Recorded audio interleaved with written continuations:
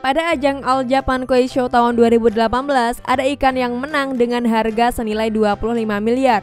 Ikan ini adalah jenis ikan koi kohaku yang memiliki warna merah dan juga putih.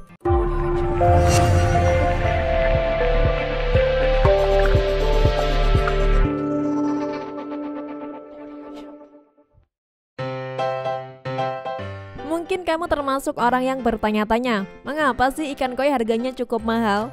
Simak video berikut faktor-faktor penyebab harga koi cukup mahal yang telah dirangkum oleh Puri Garden Koi.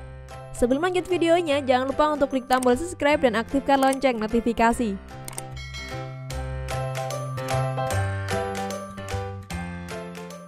Dari uraian di atas, lantas kenapa sih harga ikan koi bisa mahal? Meski ada juga koi-koi yang tidak terlalu mahal, biasanya ikan koi jenis ini orang-orang memeliharanya di kolam di rumah. Namun ada juga ikan koi yang sangat mahal seperti yang beberapa waktu lalu laku hingga 25 miliar rupiah per ekornya. Tidak seperti beternak hewan lainnya, beternak koi merupakan proses yang cukup sulit. Nah, karena ikan bisa mengeluarkan ribuan telur nih, petani akan menyeleksi ikan-ikan yang dimilikinya. Kemudian memilih beberapa ikan, dan ikan yang terpilih akan dirawat sampai bertahun-tahun untuk dilombakan. Misalnya, ikan koi yang dihargai sebesar 25 miliar tersebut sudah dipelihara oleh peternaknya selama 9 tahun. Wah, kalau kamu punya ikan koi, pasti juga ingin menjual ikan koi kamu hingga semahal itu, atau malah ingin dilombakan aja. Dari uraian di atas dapat kita simpulkan bahwa dari faktor sejarah ikan koi, hal itu sangat membuat ikan koi menjadi mahal. Selain itu, dalam proses perawatannya juga cukup mahal untuk menjaga pola warna dari ikan koi itu sendiri.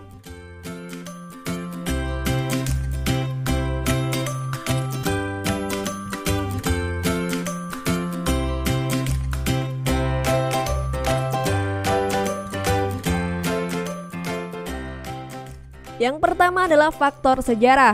Berdasarkan beberapa literatur nih, ikan koi pertama diternakan oleh orang Cina, yaitu berupa ikan karper atau ikan mas yang merupakan cikal bakal dari diperolehnya varian ikan koi, sekitar tahun 1300-an Masehi. Tetapi dalam perkembangannya, ikan ini semakin populer sebagai ikan yang berasal dari Jepang. Di Jepang terdapat daerah yang menjadi pusat pembenihan ikan karper, yaitu di Pegunungan Ojia, Niigata. Banyak penduduknya mengembangkan ikan karper sebagai bahan makanan lauk pauk di musim panas. Tetapi pada musim dingin, daerah ini tertutup salju sehingga tidak bisa dilakukan budidaya. Oleh karena itu, pada musim dingin, ikan-ikan karper ini dipindahkan di dalam kolam kecil di dalam rumah. Dalam pembudidayaan bertahun-tahun ini, maka diperoleh salah satu strain yang memiliki warna cerah atau kadang biru cerah. Inilah yang menjadi awal motivasi penduduk Jepang untuk terus menemukan strain-strain baru lagi. Sampai akhirnya pada tahun 1870 ditemukan strain koi kohaku yang berwarna merah dan juga putih. Dilanjutkan pada tahun 1910, strain berwarna merah dan hitam pun ditemukan dan dikenal dengan Shirautshiri. Ditemukan juga Kinotshiru dengan warna kuning dan juga hitam. Sehingga sampai pada tahun 1930 mulailah ditemukan karper dengan 2 dan 3 warna, seperti koi Showa Sankei yang terdiri dari warna merah, putih dan juga hitam. Lalu ditemukan juga corak lain seperti ginrin atau dikenal dengan sisik emas, ginrin atau sisik perak, juga koi ogon atau emas. Pada awalnya, orang menyebut karper warna-warni dengan sebutan yang bermacam-macam. Orang menyebut mayogoi untuk karper yang berpola bagus, hanagoi untuk karper pola kembang, Echigo no kawari goi untuk karper unik dari Echigo, irogoi untuk karper warna, dan madari goi untuk karper warna totol. Sampai akhirnya nih, seorang teknisi penelitian perikanan di Niigata memberi nama Nishiki Goi untuk ikan koi ini. Saat pertama kali Taisho Sansoku diproduksi pada tahun 1918 di Takezawa Mura. Pada waktu itu nih, nama Nishiki Goi tidak populer di kalangan masyarakat. Ada 2 versi nih yang diperkirakan menjadi penyebab nama ikan koi Nishiki Goi dikenal semakin luas dan mendunia.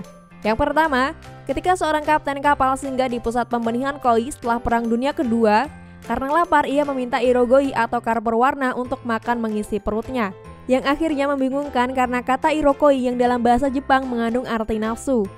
Dari sini kemudian kata Nishiki Goi mulai dikenal luas.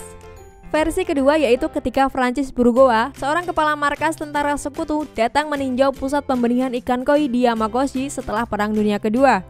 Dan sejak itu kata Nishiki Goi menjadi dikenal luas sebagai ikan yang berwarna-warni dan bukan ikan dengan satu warna saja. Kata koi sendiri menurut cara penulisannya memang bisa menimbulkan 2 makna yang berbeda. Mana pertama adalah ikan, sedangkan makna kedua adalah berarti menjadi murni atau sempurna. Sehingga dari kedua makna ini, koi diartikan sebagai ikan yang mempunyai garis keturunan dan garis corak sisik yang rapi dan teratur. Sehingga memang koi benar-benar dapat menjadi salah satu ikan yang menjadi populer, unik, menguntungkan, dan menyimbolkan nilai seni yang tinggi. Salah satu versi sejarah nih mengatakan bahwa ikan koi masuk ke Indonesia pada tahun 1991. Ketika Kaisar Akihito memberikan cindera mata kepada Presiden Soeharto berupa puluhan ekor ikan koi. Pada waktu itu nih, jenis ikan koi yang dibawa adalah kumpai yang merupakan persilangan dari ikan karper dari Indonesia dengan ikan koi dari Jepang. Sedangkan pada versi sejarah yang lain menyebutkan bahwa ikan koi pertama kali masuk Indonesia yaitu sekitar tahun antara 1981 sampai dengan 1982-an.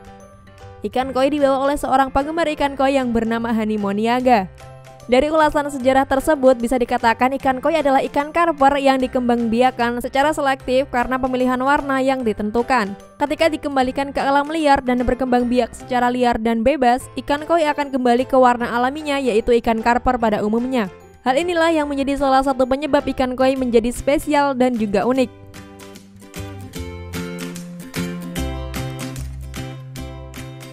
Yang kedua adalah faktor ikan koi, ikan yang spesial. Di Jepang ada kompetisi untuk menentukan koi mana sih yang paling unggul. Ikan koi akan dinilai berdasar bentuk dan ukuran tubuh, serta gerakannya di dalam air. Nilai yang paling penting adalah warna ikan koi dengan corak dan warna yang seimbang. Lalu bagaimana seekor ikan koi bisa menjadi menarik? Rupanya ciri fisik dari ikan koi yang spesial merupakan hasil pengembangbiakan dari ikan-ikan sebelumnya. Peternak koi memilih ikan-ikan dengan sel pigmen warna terbaik. Hal inilah yang dilakukan agar keturunannya bisa memiliki warna yang cantik. Pada ajang All Japan Koi Show tahun 2018, ada ikan yang menang dengan harga senilai 25 miliar. Ikan ini adalah jenis ikan koi kohaku yang memiliki warna merah dan juga putih. Ditambah lagi nih, ikan berwarna merah dan putih ini punya arti khusus di Jepang. Karena kedua warna tersebut memiliki arti kebahagiaan dan kesucian bagi masyarakat Jepang.